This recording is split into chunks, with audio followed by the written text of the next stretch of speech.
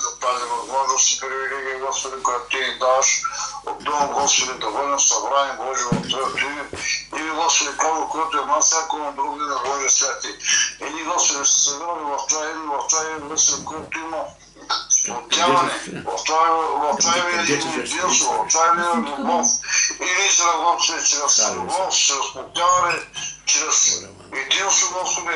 Това е семейство, Господи, което, Боже, изгражда Тебе, Татко Небесен. Изгражда Твоето царство, изгражда, Господи, Твоето тяло, Татко Небесен. Защото, както казах, не може да каже на ръката, която носи от тялото си, не ми трябваше. Така, Господи, всеки един от нас, Боже, ние се застъпваме един за друг, Господи, и остави го, Боже, силата от Святия Божий Дух, която да ни благослови, която да ни изцели, която да ни освободи. Боже, благодаря Ти за Исус Христос, че Той е посредника за нас, че Той дава живота си за нас, за това, че живота, в който ние живеем, Господи, да не го живеем за себе си, но да се стремим да го живеем за Тебе, Татко Небесен. Но съзнае, че наистина по-човешки не може, но когато ни пожелаем, когато ни дадем място, когато ни поискаме, Святия Ти Боже да го може да ни доведе до това състояние, до състоянието на промяна, до състоянието на ново създание, новото създание да бъде спорено с Святия Божий Дух. До това, че ние, Господи, не сме ние не желаем да угаждаме на плотта, но ние желаем да угаждаме на духа. От това, че когато желаем да угаждаме на духа, Господи, Ти си верен, да се докосваш и да правиш, Господи, нужното и потребното, Господи, за всеки един.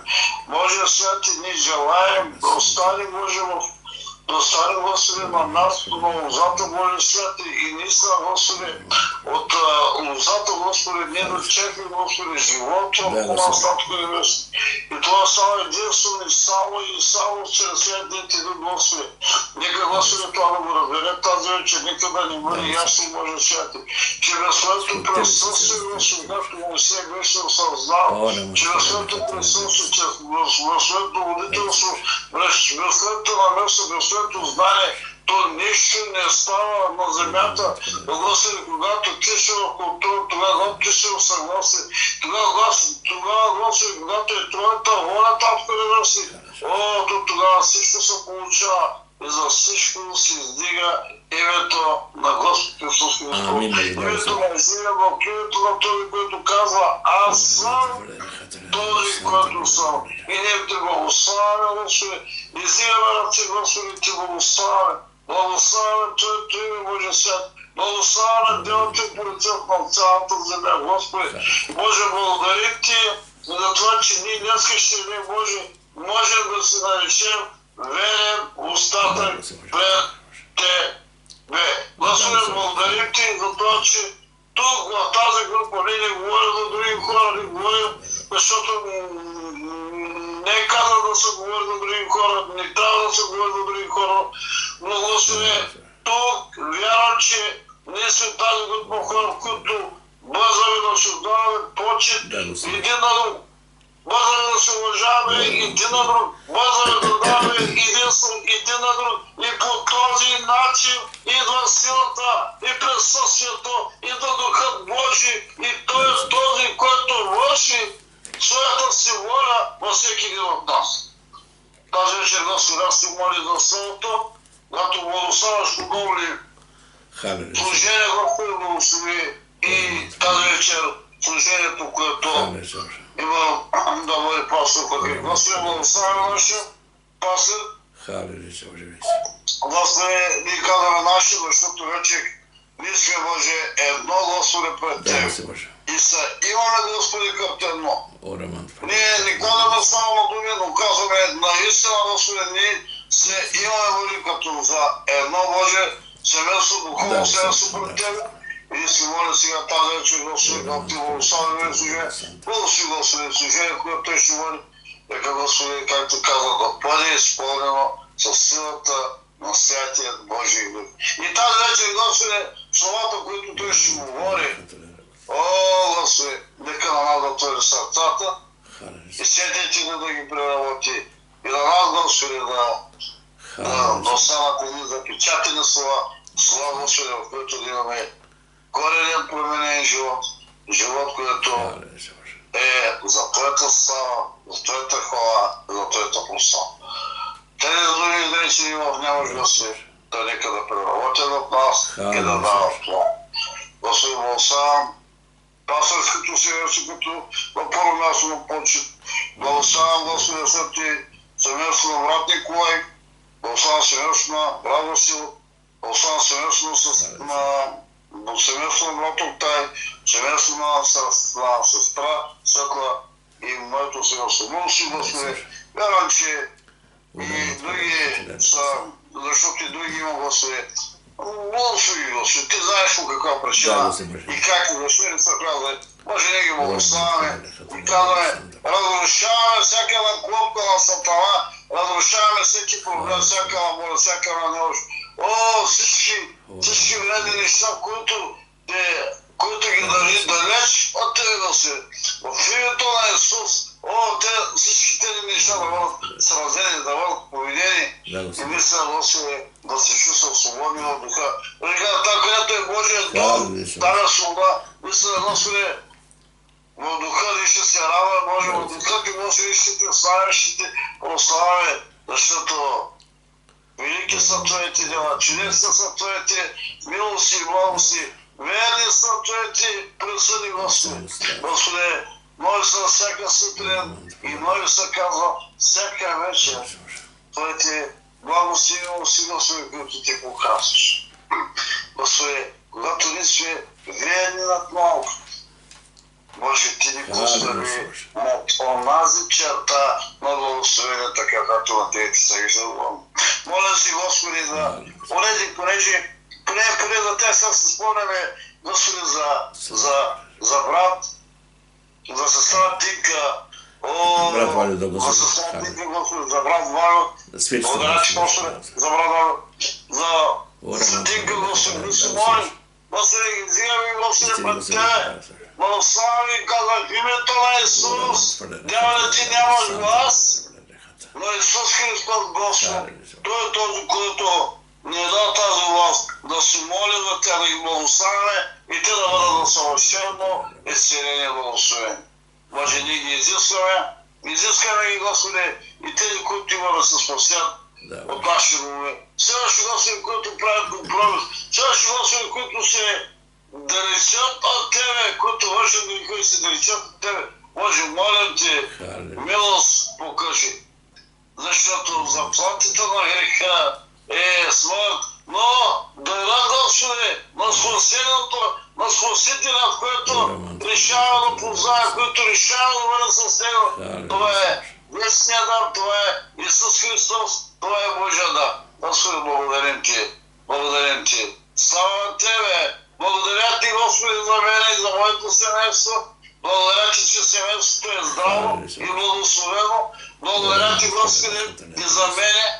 Благодаря Ти пред болките, през които преминавам. Да, Боже, Ти бъдеш наистина. Боже, като знам, че всичко е в Твоята ръка. Преди казваше, радвайте се, защото радостта в Господа е вашата сила. И Господи, ние ще се въздрадваме, като знаем, че там някъде, вътре в средата, вътре в проблема, вътре в нуждата, вътре в трудността, вътре в безразходицата, Господи, ние не сме сами, но ние чуваме това, Господи, което казваш, не бой се, защото аз съм с Теб. Боже, благослови тази вечер службата и нека да останем по Твоето водителство. И по Твоето водителство. Амин, Боже, в името на Исус. Амин. Амин. Спет по Твоите. Бъдете прегледено благословени. Слава на Бога. Нашия човек на Господ. Слава на Бога. Спет по Твоите кучни. Така. Слава да бъде на Господа. Днес искам да кажа, заминем въпрос и би трябвало да се с проповедта си отговорим себе наистина на въпроса. Какво знаем за Бога и като какъв си го представяме?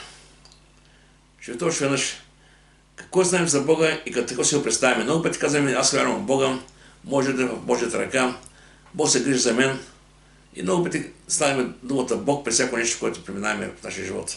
Да, наистина добре е човек да ме вяра в Господа, да оплана в Господа, да очаква от Господа. Това е добре. Обаче Божие Слово ни разкрива така участие, да знаем кой е този, в когото вярваме. Сега много хора в този свят имат представа за Бог, като някой да се стари се, така да не гледа така от небето, за да се невежди и гледат се просто някой да... Обаче вижте сега, това не е Бог. Словото Божие казва, че Бог обича хората. И при голямата любов Бог изпрати Христос, да може хората да се спасят. Словото Божие казва така, Римляни 3:17. Понеже Бог не е пратил Сина на света да съди света, но за да бъде света спасен чрез Него. Виждаме, това е голямата Божия любов. Той изпрати Сина да може чрез Него да има спасение за хората. Сега, когато става дума за Бог, трябва да ми ясна представа, който за когото вярваме, на кого уповаме. Сега, ако питам 100 човека, ще кажа ми, сигурно някаква сила там някъде. Други ще кажа ми, Бог е навсякъде, не знам, нещо неразбираемо.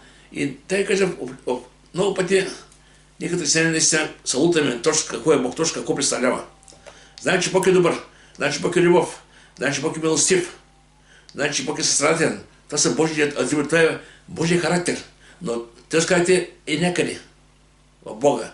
И трябва да знаем от Бога, за Бога това, което Словото не разкрива така. Днеска, разбира се, една проповед не мога да кажа всичко, но ще кажа някакви неща, които са основни, върху които трябва да изграждаме нашето разбира за самия Бог.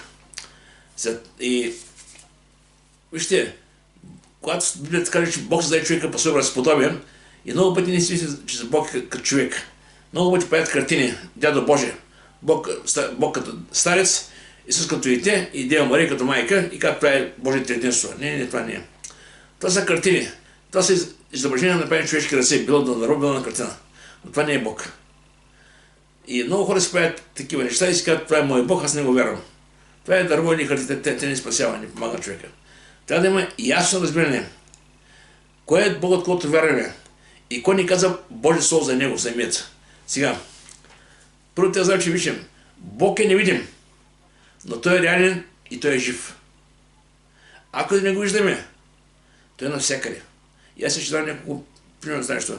Сега, когато кажеш, аз вярвам в Бога, трябва да знаеш кой е Бог и в кой Бог вярваш. И как го представяш себе си Бог, как си го представяш. Ще кажа защо в Словото Божие виждаме, че имаше много богове. Има много... И днес сега в Словото Божие има вероятно много различни богове. И тогава времето е имало същата работа. Но истинският Бог е един. И пътя към него е само чрез вяра в Господ Христос. Сега въпросът е ние, които познаваме Бога, като такъв го познаваме. Това е много важно. Ще кажа, защо е важно да познаваме Бога. Защото много хора знаят за много неща, но Бог иска лично познаване. В Йоанна 17 си казва така: и това е вечен живот, да познае Тебе, единният истинен Бог и всеки за какво се изпрати. Когато Бог казва да познае Тебе, сега дума Бог дава определени ресурси или определени разбирани стихове, според които той не се разкрива. Да видим кой е той. Сега, важно е да осъзнаваме кой е Бог и точно пред какво се покланяме, на колко се молим. Сега вижте, ще почнем колко си в Словото Божие и после ще минем напред. Сега първо, в Йоанна 4 глава, 22 ще казва, че Бог е дух. Вижте какво става сега. Но иде час и сега е, когато истински поклонници ще покланят на Отца с дух и истина, защото такива искат Отец да бъдат поклонници му. Бог е дух и уния, които му се покланят с дух и истина, трябва да се покланят. Значи виждаме, че няма човек, сега едни понякога, да кажеш някой се покланям, нали, виждаме, когато отидаха тези на Исус Христос, бъдеси.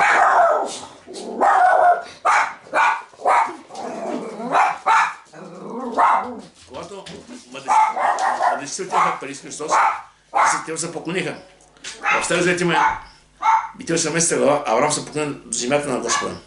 Това е външно поклонение, но поклонението има и вътрешно изразяване. Това е страхопочитание, благоговение, почет. И аз искам точно това да я говоря. Сега Бог е невидим, но той е реален. Но той се каза, моите последователи ще се поканят в дух и в истина. Значи виждаме нещо, което е вътре в духът, който трябва да става. Сега, искам някои неща да ви кажем, които са важни за нас. Не така, че Бог е дух и уния, които се покланят, с дух и трябва да се покланят. Сега, искам така малко да разширя скобата. Когато човек отива при някой висшестоящ, при някой висшестоящ, внимава как ще се представи. Примерно имаш с кмета, и с някой депутат, или с някой висш човек. Внимаваш първо как се обличеш, как ще говориш, как се представиш, какво впечатление ще взеш от него. Човек се внимава, да не би да сбърка някъде. Говорим за среща между хора. Но когато човек застава пред Бога, още повече трябва да внимава. Как изглежда, как говори, как се държи. Проявява уважение, почет към висшестоящия. Вижте, Бог е велик Бог. Той е създател от това всичко видимо и невидимо. И този великият Бог е нашия баща. Но това не, как да кажа, че това е нашия баща, това не отнема нашето уважение, нашата почет, нашето благоволение пред него. Напротив, да уважаваме още повече да го уважаваме, разбирайки какво направи той за нас. Сега има един въпрос още. Може ли един човек да се поклани и да служи на Бога, без да го познава? Разбира се, въпросът може да бъде двояк. Може да кажа не може, друг може да кажа не може. Сега има колко Словото Божие. В Марка 7 глава, фарисеите и книжниците, тези хора с това си говореха за Бога, обаче си ги изобличи. Това е един стих от Стария Завет, той го цитира. Добре е говорил Исаия за вас, да се верите, както е писано. Тези люди ми почитат собственици, но сърцето им осъдили от мене. Обаче на празно ме почитат, като преподават за починение човешки заповеди. В Матея 15 глава, още по-надолу ти каза така. Тези хора са слепи водачи. Сляп, слепеца, ако води, и двамата падат в ямата. Значи важно е да разберем, че кого слушаме и кой е накринава, това е наша отговорност. Да, в света ще има лъжители, ще има лъжепастири, лъжепроповедници, изкусно проповядваш хората, ще има такива неща. Но отговорността е всеки от нас да пази себе си. Сега, поклонението не е само отношение, но и начин на живот. Как живееш? Семейният живот показва кой е Богът, когато вярваш. Това е истината. Сега вижте, Езекил 30 глава, Словото Божие казва така, Езекил 30 глава.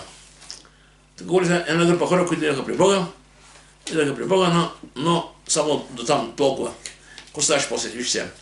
Казва така, те идват при тебе, както правят обикновено, и сядат пред тебе като мой народ, защото думите, но не ги изпълняват. Значи, защото не изпълняват. Стат си показват много любов, защото му отива след печалбите им. И ето ти си като любима песен от човек, който има сладък глас и свири добре, защото те слушат думите, но не ги изпълняват. Виждаме, че човек може да е при Бога винаги. Може да слуша Божие Слово. Може да ходи на църква с години. Но до момента, в който не приеме Христос с покаяние и не започне наистина да слуша Словото Божие, да го живее и за променя, той остава един религиозен човек.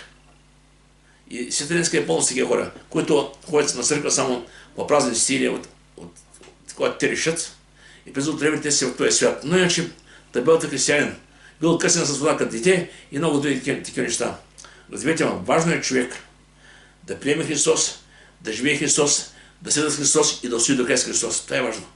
Да върви пъти до край. Сега, искам да кажа някои неща за самия Бог, които не са важни за нас.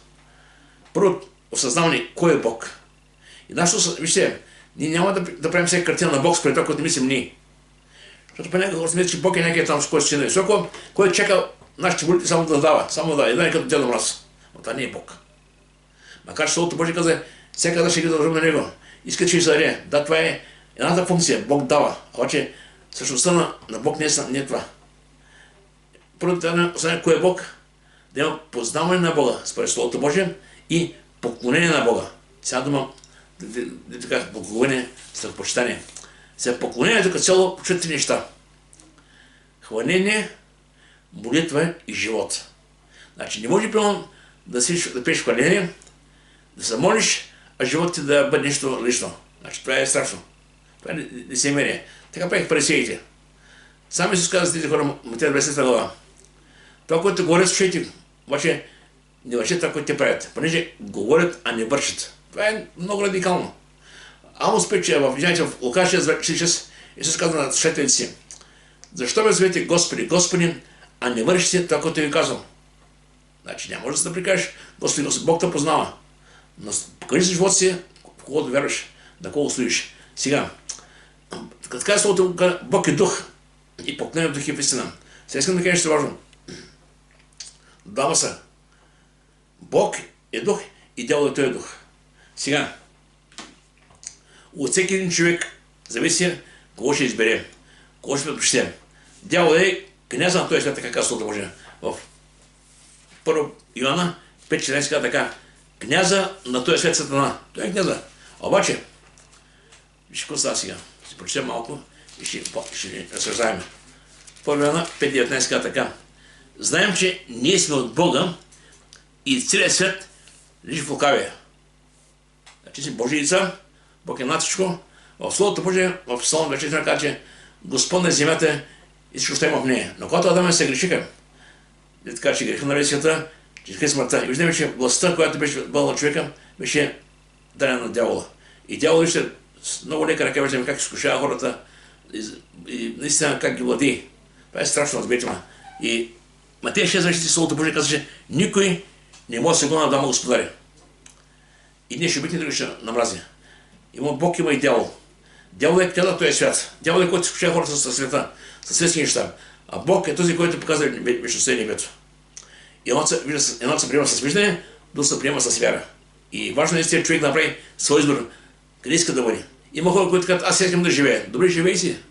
Обаче този избор, който живее сега, и не свърши. И въпросът е оттам над кръста с тебе. Докато този, който вярва в Бога, оплава на Бога, остане се на Бога и неговия живот наистина продължава и след всичката земя. Защото има вечен живот. И в Йоанна 10 се казва така: къде се иде да откане, заколи и да погуби. Това са много страшни неща. Откане, заколи и погуби. Сега, аз се писах какво да откане? Да откане бъдещите. Заколи мечтите. Да погуби, да те заведе пада. Това е целта на дявола. И се понякога някой се каза, какво толкова да си нам? Що се борим с дявола? Ама той да те убива човек. И да те доби, да ти отнеме живота. И няма как да имаш нищо общо с него. Напротив, Словото Божие каза, стойте, противете се на дявола, стоейки твърди във вярата. Така казва Словото Божие. Съпротивете се на дявола, когато стоим твърди във вярата. Какво да стане нашия живот? Болести, скърби, неприятности, какво да минаваме? Нищо и трябва да ме притеснява. Трябва да стоим твърди във вярата в Господа. И вижте се, Словото Божие каза така. В Галатея научите самия Исус каза за горе. Исус Христос, който даде себе си за нашите грехове, за да ни избави от настоящия нечист век. Да ни избави. Значи цял дума, живейки на тази земя, Исус даде себе си да ни избави. Сега идва въпросът, че много хора, бидейки християни, искат да имат повече и повече от този свят. И едва ли не, това са възприемат като свръхдуховно. Щом той е толкова духовен, той е много богат, просперираш, има всичко, значи го няма работа. Това е една пълна заблуда. Словото Божие се каза, аз дойдох да ви избавя от този свят. И когато помните, един човек имаше да дойде при Господа и каза, Господи, ще вземам където идеш. Тогава той каза, какво на човек, помните ли? Леси си имат тегорища, ти си имат гнезда, а човешкият син няма где да посъне. Он е богатия младеж, когато дойде при Христос, и му каза, учили благия, искам да е вечен живот. И той му каза, пъй заповедите. Той каза, те заповедите, властта ги пазих. Едно и ти сега, продай всичко, що имаш, и раздай бенти, ще имаш съкровище на небето. Какво направи човек? Кай става обърне Господа? Не. Обърна се и си тръгна и отиде. Защото беше човек с много имот. Разберете ме, богатствата, имота, тези големи притежения, те отдалечават Бога, от човека от Бога, разберете ме. Човек започва да оплава на това, което притежава, и Бог остане в периферията на неговия живот. Той каза, аз съм способен, аз имам таланта, имам дарбите да правя пари, да живея много така. А нищо от Бога, разберете ме. Така че човек не трябва да заблуждава. Сега, говори това, че всеки човек сам избира на кого да слугува. Всеки избира своя господар. Някой човек каза, аз не искам, аз вярвам в Бога, ама не искам наистина чак толкова се живявам в Бога. Едва не, да кажем си по-неглиже. Разберете ме, няма среден път. Или с Бога, или с дявола в този живот. Докато Бог чака да го поканиш, дявола идва без да покани никой. Това е разликата. Сега виж какво става сега. Не знаете ли, че когато предавате себе си, като послушни слуги с този, който не се покорявате. Било на греха, който да кара смърт, или на послушанието, който да кара живот и правда. Ето това много се казва. Сам избираш на колко се гореш на греха, който заплата греха смърт, или на правдата, която е вечен живот. Това е изборът. И наистина от твоят избор зависи къде ще бъдеш небето. Не ще бъдеш при Бога и ще бъдеш на друго място. Сега вижте, в Лука 4 глава, когато Исус беше изкушаван от дявола, дявола какво му каза, виж сега. И дявола му рече, ако си Божий син, заповядай той камък да стане хляб. Сега да поставя по съмнение, първо, че е Божий син. И после всичко по-нататък остава сега. На тебе ще дам всички власт и слава на тия царства, защото на мен е предадена и аз ще дам комуто ще дам. И тъй, ако ми се поклониш, всичко ще бъде твое. И също му каза, на Господ твой Бог се поклониш и само не му стоиш. Дявол го иска, човек да се поклони на него, да се поклони. Знаете, днес много хора се поклонят на Бога за живота си. Имам пред на дявола, извинявайте. Поради това, че отвърят истината на Божията истина и да почват да правят компромиси. Сега дума сега почват. Занимава с много неща, които Бог не ги одобрява. С цел постигане на определени дивиденти. И когато Бог нещо не одобрява, но не наказва веднага, и човек си мисли, че едва не, той Бог вижда нуждата ми, едва не Бог не одобрява живота, който живее, макар че може да не е много правилен. Вижте, ще ви кажа, ако Бог мълчи, това не значи, че Бог е съгласен, разберете ме. Сега представете си, че ви вършите някой далавера, някой кражба, някой лъжа, нещо и правите, от което починете нещо. И сега, нормално заблагодяваш повече. И вие кажете, да бе, той Бог вижда къста, че вижда, аз имам нужда от тези пари, и Бог, едва не Бог затаря очите. Обаче ще кога се псалмите. Поне си стоял това, и аз мълчах, каза Бог. Ти си помислил, че съм подобен на тебе. Но аз ще изоблича и ще даде всичко пред твоите очи. Затова разсъдете вие, които събравате Бога, да не ви да ви разкъсам, без да се мене кой да ви избави. Виждаме какво става. Бог, поругаем ли Бог никога ще не забравя. Всичко, което вършим, го правим причина на Бога, разберете ме. Това човек трябва да внимава как живее, как се обхожда и дали това, което върши, дали Бог го одобрява. Не може да ти как виждаш на себе си. Важно е как Бог те вижда. Има голяма разлика. Вижте, в притчи, има две притчи. Притчи 16:25 и притчи 16:20, където е също каза така. Има път, който се вижда прав в очите на човека, но краят му е почти към смърт. Така че ако твой живот, който живееш в компромис с Бога и си че наистина носи някакви добри доходи, макар че ги печеш по честен път, и стават някой тук там някой друг далавера, но Бог не те наказа, и си мислиш, че едва не си добре. Добре са своите очи. Пред Бога не си добре. Бог с истинско покаяние и с посвещение да каже, Господи, да, искам да бъда с Тебе. Помогни ми това, което не е да в моят живот, да отпадне. И ще виж как полека, нещата, които не са в твоя живот, ще отпаднат наистина. Слава да бъде на Господа. Но, вижте, има едно условие, когато дявол дойде при Исус. А ако ми се поклониш, ще дам това нещо. Въпрос е, на колко се покланяме днес? На света, ще е изкушение или на Бога? А сега нещата от този свят, които са видими и които изкушават хората и водят хората към грях, за да заместим един, който стои. Това е дявола. И хората в света, които не познават Бога, те са негова плесна плячка. Целта му е тези хора, които са в църквата и те да бъдат заблудени. Зато е много важно. И Словото Божие казва Матея 10:4, като тук свързва поклонението и служението. Това е много важно. Значи не можеш да се поклониш на Бог, а служиш на дявола. Или да се поклониш на дявола, а служиш на Бога. Това е нереално. Който е приел Бога, трябва да го служиш с чисто сърце. Казва така, тук се казва, махни Сатана, защото е писано, на Господ твой Бог се поклоняш и само нему да служиш. Поклонението е отдаване на почет към Бога. Благовенство и прощание. Естеството това е служиш на Бога, пак по същия начин. С благовенство и прощание. Сега, не може човек да се поклоня на този свят, да служи на двама господари. Това е много важно. И след това да има претенции да служи на Бога. Сега, защо е към тези неща? Сега идва въпроса. Кой е Богът, когато вярваме? Сега. И това е интересен въпрос. Ако питам всеки човек, по-отделно всеки ще каже нещо да се започнат на сега. Това, което, защото всеки си представя някакси Бог. Какво ли прилича Бог? Какво е точно? Сега, за някои хора, наистина Бог е една велика сила, която е навсякъде и наистина така. Нещо, което не можеш да го обясниш, наистина така. човек със своите ограничени възможности не може да обясни Бога. Но Бог ни дава определени неща, които да го разберем от части, ако мога така. Първо, Словото Бога казва, че Бог е дух. И това, че Бог е дух, това не значи, че Бог е нещо, което е като въздух. Не. Бог е нематериален. Но той е жива, реална личност. Всяко на този сега, в момента не го виждаме, но и когато е при него, там ще говорим както е. И тук сега, дали в Словото Божие, Йоан каза така. Йоан, един от учениците на Христос, от любимците му, каза така. Возлюбени, сега сме Божи щеда. И още не е стало на ще бъдем. Но знаем, че когато стане явно, ще бъдем подобни нему, защото ще го видим както е. Там в небето отидем, там ще го видим както е. И тогава, че няма да има въпроси. Сега на тази земя искам да дадем много неща, но това е едно достатъчно такова необходимо. Първото, Бог е дух. Второ, Бог е вездесъщ. Това значи, Бог е навсякъде, по всяко време, на всяко на място. Няма място, където Бог да не е. Няма как да го разбирам нещо. Той е в България, той е в Англия, той е в Америка, той е в Африка, той е в Австрия. Той е навсякъде. И вижте, че такова в псалмите, такава един псалм, който наистина разкрива точно тази негова същност. Че ви засъщ каза така. Псалм 139, няколко си ще прочета. Каза така.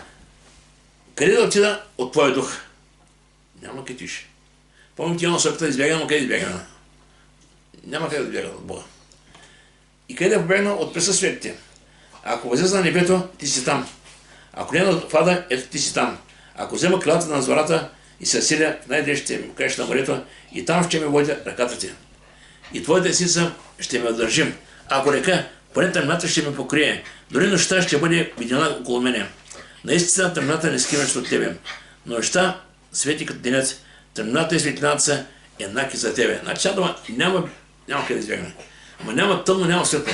Бог вижда всичко навсякъде. Сега от една страна тези, които вярват на Бога, те това не могат да разберат. Те не казват, те няма Бог, къде е Бог. Но този, който е повярвал, знае, че Бог е навсякъде. Това е от една страна насърчително, че Бог е навсякъде, но от друга страна назидателно. Как живееш? И това, което вършиш, и Бог го вижда. Така че е важно наистина да коригираме живота си, да не допускаме слабости, пороци и други неща, които имам в нашия живот. И сега, в Деяния 17 глава, апостол Павел, бидейки пред Ареопага, там имаше много набожни хора. Всеки вярваше в своя Бог и всеки отиваше се покланя на своя Бог там. И той, когато ти при тях, той не каза, вашите боги са фалшиви. Не се занимаваше. Той каза така, виждам, че си много набожни. Сега дума, той вдигна и гарда малко на тези хора. И той каза така, аз пък ще говоря за има табела на непознатия Бог. Искам да запозная с непознатия Бог. И той ми разказа Бог като Творец, като Създател, като Спасител, Бог, който обитава навсякъде. И когато свърши, много от тези хора трябва да им стане интересно. И казаха, говорим отново за това нещо. Това е предмет. И каза така, защото в него живеем, вие си съществуваме. Както и някои от вашите поети са реки, защото дори негов род сме. А когато чуха за възкресение на мъртвите, едни се подиграваха, а други рекоха, за този предмет пак ще ти слушаме. Винаги, когато се говори Божие Слово, благотест, винаги има хора, които вярват, искат да вървят с Бога, има и такива, които се подиграват. И не си така, нищо не е опасността. Но въпросът е такъв.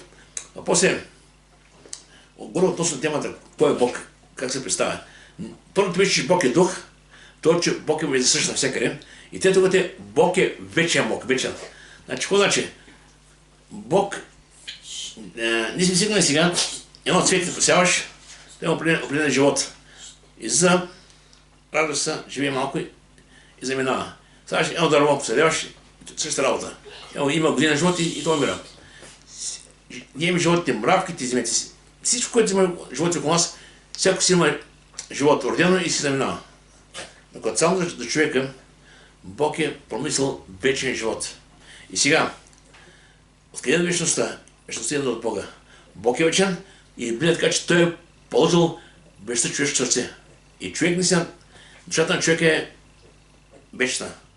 И тя ще бъде иден или в рая при Бога, или в ада. Вечни мъки. Сега, това зависи от твоят и от моят избор. Какво изберем ние? Сега вижте.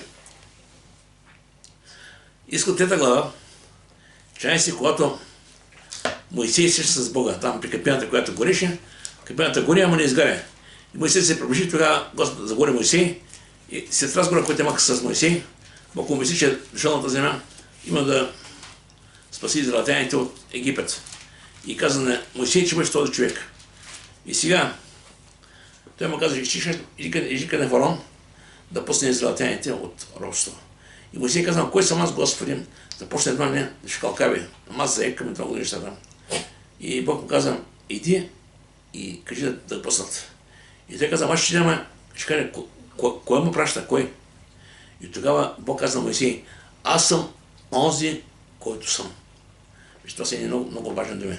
Сега, ако ги приеме така едно към едно, не е нещо съществено. Аз съм този, който съм. Какво значи това? Но на арамейски и на староеврейски значи, аз съм вечно съществуващият, вечно живеещият. Един, който няма начало, един, който няма да има край никога. Сега, много пъти, когато говоря с хората, не вярваш хора, и обяснявам, че Бог е вечен, и те казват, това е добре, преди демокрацията, когато имаше социализъм, тогава къде беше Бог? Едва не Бог го нямало. Не, викам, Бог винаги е съществувал. Той винаги е бил навсякъде. Но това, че хората не са го вярвали, това не променят Бога. Бог продължава да съществува. И сега, само викам, Бог винаги е съществувал и той бил винаги навсякъде. И в Исаия, 46 глава, Бог говори в прав текст за себе си. Тук са много силни думи. Исаия 46, 9-10 казва така.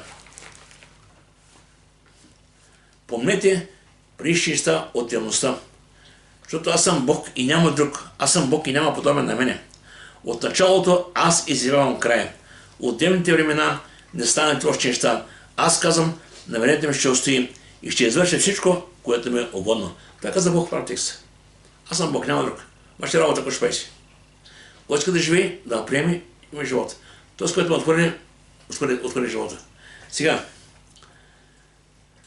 в Откровение 1.8 Словото Божие казва така, относно Бог. Откровение 1.8. Това е последната книга в Библията от Откровение. Една казва така. Аз съм Алфа и Омега, казва Господ, който е, който е бил и който е всемогъщия. Другия се казва, аз съм начало, аз съм и края. Сега, тъй като Бог няма начало, Бог никога няма и край. Тук Бог ясно говори за началото и края на чуждата история. Сега, Бог е в началото, Бог ще бъде в края. И наистина това е самата истина. Този, който е бил небето и земята, знал всичко и не ще каже края на цялата човешка история. Има ден първи, има ден последен. И наистина много небе и много земя, които за нас са някакси неразбираеми. Но самия Господ разказва в Словото Божие, иначе аз сега така, не се притеснявайте. Доволно от сами и много обиталища. И аз цел да е приготвя място. И като да прави място, ще дойда да взема там, където съм аз, да бъдете и вие. Сега, относно как да служим на Бога, това е много важно. Някой ще да разберем, че Бог е дух, Бог е ведесъщ, Бог е вечен. Това са трите характеристики на Бога, които говорим днес. Обаче, как да служим на Бога, сега това е много важно. Евреи, 12 глава. Влезли си казва така. Затова, понеже приеме царство, което не се клати, нека бъдем благодарни. И така служим на благоклон на Бога. С благовение и страхопочитание. Виждаме първо е благодарността, благовение и страхопочитание.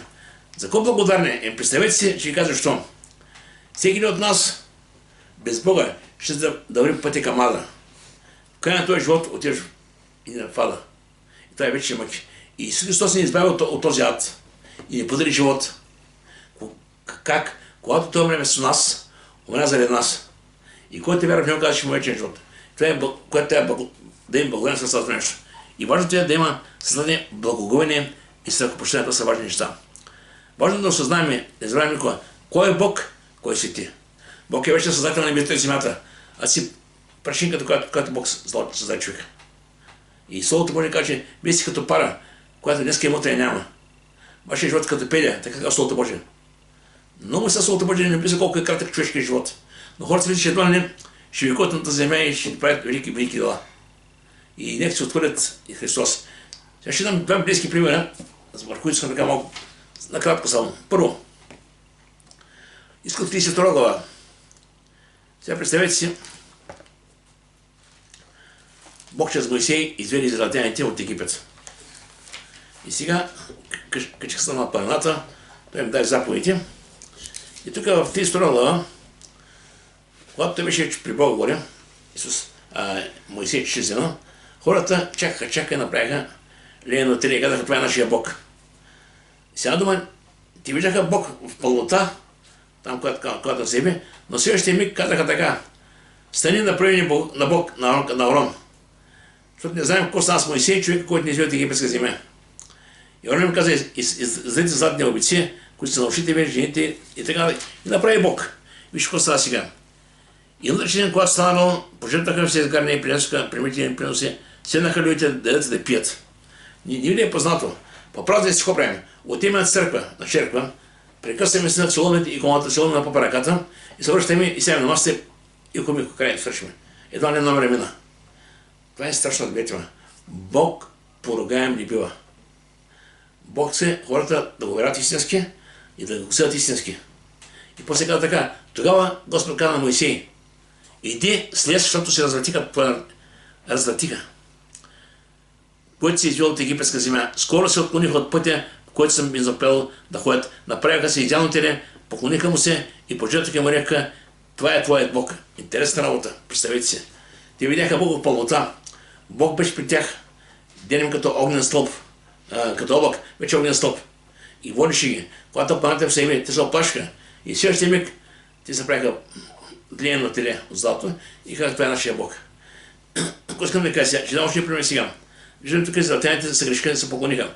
Обаче ще дам един друг пример, където един други наши хора не се поклониха.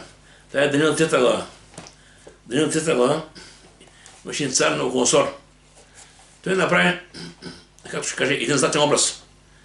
И сега сложи златен образ на видно място, събра всички хора там, които са управници, ако мога така, висшестоящи, и им каза така, сега да свирят тръбите, китарите, арфите, тромпетите, всичко да свирим. И искам, когато да свирят, всички да са погледни на образа. И да свириха и всички поклониха. Но останаха 3 глави само. 3 глави. Седрах, Мисах и Абединаго. И той каза, този, който не се поклони, има една огнена пеш. Там ще бъде хвърлен в огнената пеш. Значи нашите хора, от една страна стои образа, да става огнената пеш. И когато казаха на царя, царю, има там 3 човека, които не се покориха. И тогава царя дойде при тях и им даде втори път шанс. И казаха, сега като чуете звука на тръбата, на свирката, на арфата, на китарата, на псалтира, на гайдата и на всяка музика, извинявайте, ако се готови да паднете и се поклоните на образа, който се направил добре, но ако не се поклоните, в същия час ще бъдете хвърлени след пламената пеш. И кой е този Бог, който ще ви отрева от ръката ми? Кой е Бог? Едва не, той си мисли, че той е най-великият цар. Той няма Бог. Обаче всичко каза, седнахме всеки веднага, казаха в отговор на царя, Навуходоносоре, ние трябва да ти отговаряме за това нещо. Нашия Бог, колкото не служим, може да ни спаси от пламената огнена пеш и от твоите ръце царю ще ни избави. Ако не, пак да знаеш, царю, че на боговете няма да служим на златния образ, който се поставил, няма да се покланяме. И знаете, самата история, какво случва татка. Бъдеха в огнената пеш, но там вместо 3 бяха 4. След тях беше Божия син. И така това беше като син на боговете. Влязаха както влязаха, кога излязаха. Нямаха никакво вреди. И тогава сам Навуходоносор каза, прослави Бога. Искам да кажа, че вижте, когато не съм твърда вярата, и Бог се поставя. Но когато имаме компромиси, губим само ние. И в Словото Божие стои, в първи Йоанна 5 глава каза така, дечица мои, пазете са от идоли. Идола замества или заема мястото на Бог в живота на човека. И понякога идол може да бъде човек. Има някои хора, които са харизматични, а искат не, каквото ни как това правим, и кажем, това е моят лидер. Аз само не го слушам. Може да говорим някакъв път и други неща, плачни неща, ама ние харесваме човека. Поставяме човека над Бога едва не. Това е голяма грешка. Първо трябва и Бог, и Божие Слово. Който да говори, трябва да говори и това, което пише тук. Когато не говори това, значи трябва да внимаваме. Сега, в днешното време има една опасност, която Словото Божие ни предупреждава. Още малко да завърши сега. В Колосяни 3.5 говори за това нещо. За себелюбието или любовта към парите. Днеска много става модерно, казват просперитет. Едва не се любим просперитет. Това е същата работа. Но вижте какво става Словото Божие, какво казва. Това е за Божие думи. В Колосяни 3.5 казва така. Затова омъртвете природните си части, които действат на земята. Блудство, нечистота, страст, зла пощявка и себелюбие, което е идолопоклонство. Себелюбието и идолопоклонство. Човек започва да трупа пари и да се мисли, че велик, богат и така и няма кой да умърне, едва не. Всичко това му дава сигурност. Аз казах, тези неща, парите, богатство дават една фалшива, суетна сигурност. Фалшива работа. И тя каза, че когато един човек е богат, Словото Божие се казва, колко мъжно живеят Божие царство, тези, които имат богатство, тези, които оплават на богатство си. Така че не бе живеят и бедни и богати, но въпрос е нашето опане трябва в богатството. Сами се казва Словото Божие, внимавайте и пазете се от всяко, което се ливе. Защото живота на човека не се състои в избирането на имота му. Може да си много имотен, може да имаш всичко много, обаче ако си го нямаш нищо. Сега вижте, относно идолите, ще към тези неща. Някой ще какво толкова си явно неща. Аз съм виждал хора, които се правят в стаята си там, където живеят, стават си една икона, стават си една свещ и казват, това е мой Бог.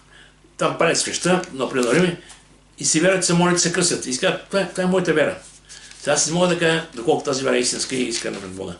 Бог знае да не се никого. Но, Бог каза, истински поклонници се показват в такива истина. Относно тези неща, за които говорим, тези идоли, виж как Словото Божие сега. Нашия Бог е на небето. Прави всичко, което ще му е угодно. Техните идоли са сребро и злато, дел на човешки ръце. Уста имат да не говорят, ноздри имат да не миришат, уши имат да не чуват, ръце имат да не пипат. Подобни на тях ще станат и ония, които ги правят, както всеки, които уповат на тях. Това е истината. Сега много пъти гледаме наистина. Правят се различни картини, икони, как това е Бог. Нещо, тази картина и тази икона ликува. Не. Ликува Бог. Бог е който ликува. И трябва да ми, аз съм представа за това, кого вярваме. Сега ще пришъл още 20 секунди, с който ще завърша. В Еремия 16:20 казва така. Това са много силни стихи от Стария Завет. Точно може за това идолопоклонство, колко е важно. Еремия 16:20 казва така. Еремия 16:20. Да си прави ли човек богове, които също не са богове. И даже казва така, може да вземеш от едно дърво, да запалиш огън, да се печеш хляба. С другия клон дървото, пак да палиш огън, да печеш месото. А с другия клон правиш Бог, му се кланиш, кажеш, Боже, помогни ми. И как може да чекаш такова нещо? Как ще помогне? И вижте сега. Исаия, такива в Исаия имаше двата стиха, и тя завършва вече. Исаия 45:20 казва така. Не трябва да допускаме идолите да вземат място на Бога в живота на. Това е страшно. Исаия 45:20. А за така.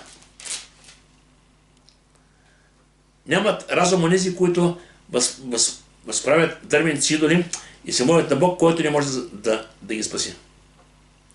Каза, нямат разум. Примерно го казах, може да вземеш едно хубаво дърво и нещо друго да е. Но направиш красиво да стане и кажеш, това е моя Бог. Това ще ни помогне. Няма да ти помогне. Това е дърво. Така че това са неща, на които трябва да ни казваме прав текст. Понякога хората да не убият някого, приемат неговия начин на мислене, обаче Словото Божие категорично. Не вярваме това, което Бог казва. Исаия 60:10 казва така. Кой е направил Бог, като е изял съвсем безполезен идол? Какъв Бог е правда? И после продължава. Те не знаят нищо, нито се раздават, защото са замазани очите им да ги гледат.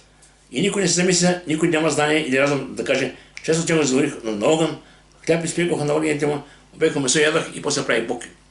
Това са неща, които наистина, които са реални, наистина човек не трябва да допуска такъв вид богове, ако мога кажа в кавички, да отнемат центъра на неговото внимание. Словото Божие каза, аз съм Бог и няма да дам славата си на техните идоли. Когато човек започва да се кланя тези неща, той се отдалечава от Бога. И сега, мога така да завърша накрая, да не се покланяме на идоли, но се покланяме на живия Бог. Идол може да бъде, преди казах, човека. Може да бъдат парите. Идол може да бъде даже и детето. Помните Авраам, когато обича много твоите дете и се отдалечи от Господа, Бог каза, дай си съртка. Дай си в жертва и съртка. И наистина после Авраам върна на Бог на правилното място в живота си. Си да кажем, внимавайте да не поставяте никой между вас и Бога. Всяко нещо, което взема място на Бога в живота, това е идол. Това е идолопоклонство. И поклонението си за себе, че когато говорим за Бога, това не е само външно възприятие. Има вътрешно измерение. Благодарност, почет, съпочитание, богобезен. Нека Бог да ни благослови и нека наистина да се приближаваме при Бога с благоволение, с съпочитание и така да го служим. Това е много важно. Колкото времето наистина наближава, толкова повече това взаимоотношение между нас и Бог трябва да расте. Значи видим в началото, когато идва при Бога, много ще не ги разбира, не знаем как са. Но полека, продължайки напред с Бога, Бог ни се разкрива.